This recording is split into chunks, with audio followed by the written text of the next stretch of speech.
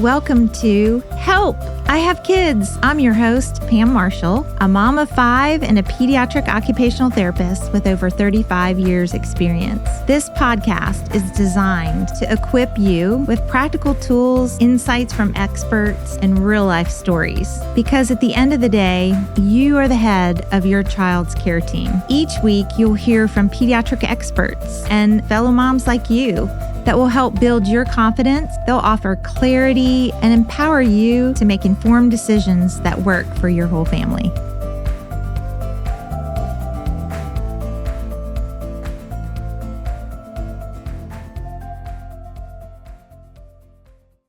Hi, moms. Welcome to Help! I Have Kids podcast. We're so glad you're back. If you're new here, welcome. If you've been a listener, we're very glad that you're listening this time. If you have children in therapy, maybe OT, PT, speech, or maybe you're thinking about therapy, we are going to give you a little bit to think about today and your child's therapy journey. It might be something different than you've heard before and give you a permission slip you didn't know you needed. So what are we talking about? It's therapeutic breaks. And my guest today is my friend Heather Anderson. Glad to have you. Thank you, Pam. It's nice to be here. Yeah. And Heather is a physical therapy assistant, and she absolutely adores children and loves making a difference in their life with movement and physical therapy. And she has some expertise in this area. She works a lot with kids with neurologic impairment and medically complex children. She's actually a part of our intensive team.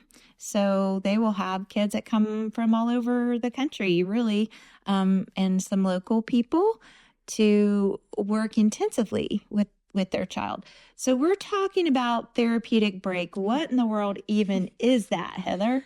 So the first time you say therapeutic break, people look at you like, you want me to do what? So what I'm talking about is you come into therapy, we set a goal or two, and we meet those goals. And when we're done with those goals, we take a break. So maybe you come to therapy for 3 to 6 months, and we've met that goal, and now we're going to take a break, and you get to go home, and you and your child work towards making that goal better. Maybe further distances, maybe a longer time, maybe just seeing how well they pertain to it and they're able to maintain what they've made. Also, during that break, let's let that kid be a kid. Yeah. Well, I'm sure when you first say this to parents, they're like, what? There are lots of parents, especially parents who've been in the therapy world for years, who have never heard about a therapeutic break that are just kind of like, wait a minute, if I do a break, won't my kid lose what they have? Or aren't they going to regress? No, they're not. They're not. Because, one, you're a caregiver. Yep. So you're going to work on things at home if you want to maintain that skill. Also, children want that time to just be a kid. And caregivers need a break. You need that permission to say, hey, it's okay to sit on the couch today and just watch movies and not have to worry about going to therapy. Yeah. And parents, you may have heard the term episodes of care. It is a common term that's used. But back in, it's probably been about 15 years ago, I know a lot of children's hospitals were doing research on, OT, PT, speech with children, specifically pediatric therapy, and began developing these episodes of care, like what it should look like. And some children's hospitals put out sort of protocols, like these different diagnoses or these different, goals, might you say, goals that we're going to have take 12 weeks, or these take 6 weeks, or we're going to do, 3 weeks of 3 times a week and 2 weeks of 2 times a week and 1 week of, or 3 weeks of 3 times or 1 time a week, something like that. And that's called an episode of care. And then they would discharge. So they would, as the parent was signing up for therapy, they would present that episode of care as here's a start date and here's an end date. And then, I don't know, that kind of slipped away for a while. But here in Kentucky, sometimes we tend to be a little behind on, adopting some of these things. Nobody likes change. No, not so much. But, and I know there's a fear, moms, we want to talk about that, a fear of letting go, or a fear of, oh, my child's been in therapy for so long and I'm afraid to take a break, or I'm afraid to let go of my therapy slot or time, or my therapist whom I love, or whatever. How can we assure moms, or what's something we can tell them that gives them kind of the okay or the permission to take a break? What I say to my family is, so we start the conversation of breaks day one. Like, we're going to come in, we're going to work on these things.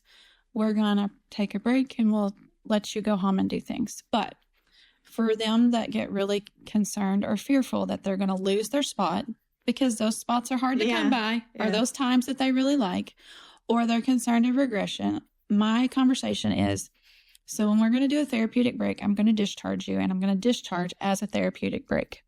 So that when the time is up, if we set a time for 3 months or 6 months, you can let me know, hey, we need to come back in. We've mastered that goal pretty well, or we are starting to show new skills and we need to work on something else. Or if you see a regression, and I say this very openly, if you see a regression before the 3 months is up or before the 6 months is up, you go ahead and let me know. And we're going to go back to the doctor, get you a new order, and let's get you back into therapy. Yeah, get in quickly. And these kids are more of your neuro kids, or your lifelong kids. So I also say, like, some of these kids, especially your children who are really young, we're going to say, you take this break, and then if something happens and you regress, let me know, and we can get you back in quickly so that you're not waiting on a wait list for a year. So parents, you can be proactive. You can talk to your therapist before a break and kind of get that agreement and do that. So when parents are at home, that's another thing that I think is a misunderstanding is parents, we therapists expect you to be part of the therapeutic process, that we want you engaged, we want you learning, we want you focused at home and building things into routines that help your child meet their goals. So it's really an opportunity for you to shine on that therapeutic break, because you are as much a therapist as your therapists are, really. I mean, there are lots of sessions. If I don't have extra hands, the parent is the one helping, because they know how to move their child. They know how to work with their child. Also, the episodic care, it helps parents build confidence, because they're in that session with you. They're helping you. They're learning how to facilitate that movement. They're learning how to put the child in that position. So then when they go home, they should feel more confident in being able to do those positions without a therapist there. Also, let's let these families be a part of their communities. Right. So that they're not in therapy, or they can't say, oh, I can't do that today because we have therapy appointments. Right. Just to have a season where you're not running to therapy. Okay, I have a random question for you. What's something really funny a kid did in one of your sessions lately? They're all real funny, but I have one little boy who is Down syndrome. And of course, everybody in the clinic thinks he's adorable, because he is adorable. But he also wants to try to get by with not having to do what Miss Heather wants him to do. So he, the other day, decided he was going to go try to do a little somersault on the crash pad, because he had everybody's attention and he wanted everybody to see that he could do this.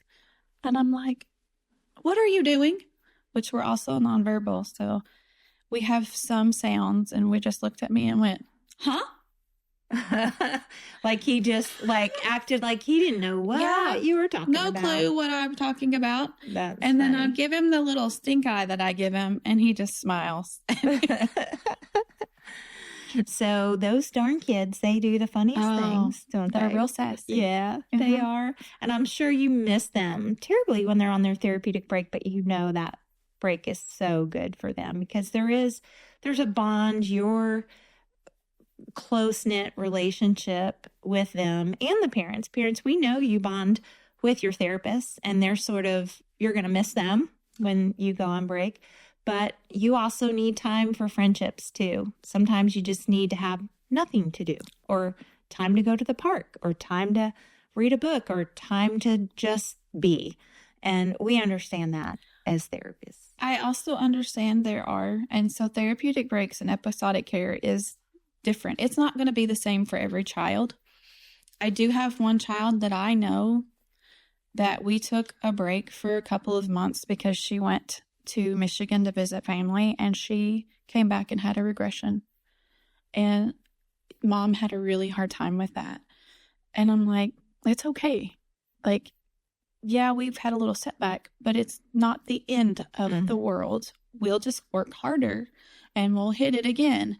So I have found with that child that maybe I can't do a full 3-month break, but I can do like a 3-week break a few times throughout the year. Yeah. So just recently she goes to school year round and school was out for 3 weeks. And I was like, okay, it's perfect time for you to take a 3-week break. Go to the zoo, go to the water park. Yeah. Go be a kid and enjoy. Do some of those fun things. Right. Go on vacation. Parents, we want you to go on vacation. And you should be able to do that for sure. What's the research on therapeutic breaks? What does that look like? So there's research being done. There's lots of therapists out there that are talking more and more about it. There are studies that are coming out showing that progress is about the same if you're coming once a week for a year or if you're coming 2 times a week for 3 to 6 months. Also, there is a lot of therapists out there talking about how we need to be able to provide services to more people. And the only way to be able to do that is be able to take breaks with this group of kids and another group of kids come in. Yeah. Or I even will sometimes do, for some of my kids, I will do what we have is the flex schedule at Marshall. So we've met this goal and mom's concerned we're going to regress. So I'm going to compromise with you. I'm going to give you 2 months on my flex schedule and I just check in with you once a month. If we've maintained that progress, then we're going to take a break because you've already shown that you can maintain the progress without me for 2 months. I update your HEP each month. You go work on it. You all are parents. I say all the time, most parents that have children with any kind of diagnosis that is a medical complex, you can pretty much be a nurse. You could be an OT. You could be a PT. Yeah, you're doing it all. You're doing it all. You are getting all of this information and you're having to carry it over at home. Yeah. So have confidence in yourself that you know what you're doing because you do. Yeah, it's true. You parents, you do it all. And it can lead to burnout. So if we talk about caregiver burnout and, being in multiple therapies, not utilizing, some kids are on waiver and they have access to respite care and some of those type of things. And being on therapeutic breaks maybe allows you to do some of that, is access some of your respite hours and get some respite care. So maybe you just need a great date with your spouse or you need to get away overnight or something. You just need a spa day. Right. The burnout is real. And, hopefully you found some other parents. I know a lot of parents are finding groups and communities to be in on social media, especially Facebook mom type groups for your type of child's disability. That's a great way to connect to other moms. But I do know some moms over the years that would trade, that had special needs kids and had a relationship and would trade, we'll keep your kid for a weekend, you keep ours, and that kind of thing. But now with the respite care, I feel like that is an option for people to be able to get away. I feel it's an option that caregivers don't utilize enough because I think for one, they're nervous. Yeah. Leaving their child with somebody. But just think about it. Most of the time you get to choose that respite person. That's right. So you're going to know who you're going to trust your child with. Caregiver burnout is just as real as the child having burnout from coming to therapy. Yeah. Because you're having to bring them, you're having to sit through the whole session. You're usually a part of the session. And I will sometimes even say to my parent when they come in, and you can just see it on their face, that they are exhausted. Yeah. Go take the hour and go take a nap in the car. Yeah. I will call you if I need you. Yeah. I will have someone come and get you. But for this hour, go give yourself a break. So parents, we do understand you are tired, worn out, and you need a break sometimes. Like we get that. We're not in your shoes. You know, I can't say I'm in your shoes. I'm not. But we want you to feel heard and understood. And I think your relationship with your therapy team is so important. And for you to speak up and be assertive and say, yep, it's time for us to take a break. If they're not offering it, you proactively ask for it and plan for it. I think that's a good way to do it. Is there anything you recommend, like some topics you recommend talking about before a family takes a therapeutic break? Like, I talk to them about activities. So their biggest concern is the child not being involved in therapy or not getting the movement that they maybe get with therapy.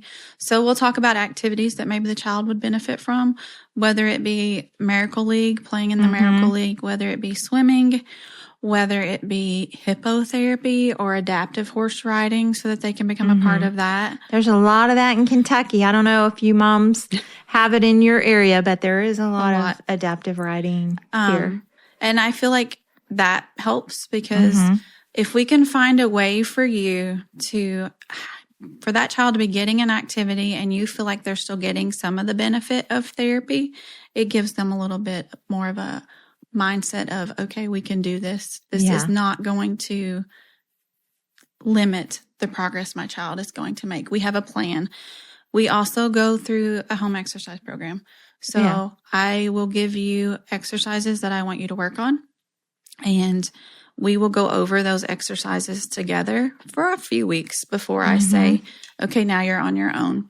I will also ask the parent or the caregiver, is there anything you're uncertain about? Is there a position that I'm asking you to do that you don't know if you can do it, or that you're afraid of doing it wrong? Because we can do it together. Yeah. Because if I can have you do the position or do the exercises, me being there, I can walk you through it, correct your handling or your hand positioning. Yeah. And then I can make you feel more confident in yourself. Yeah, that's good. So good. So, you know, progress, I think the most important thing for parents to hear is progress doesn't just happen because of your therapy team.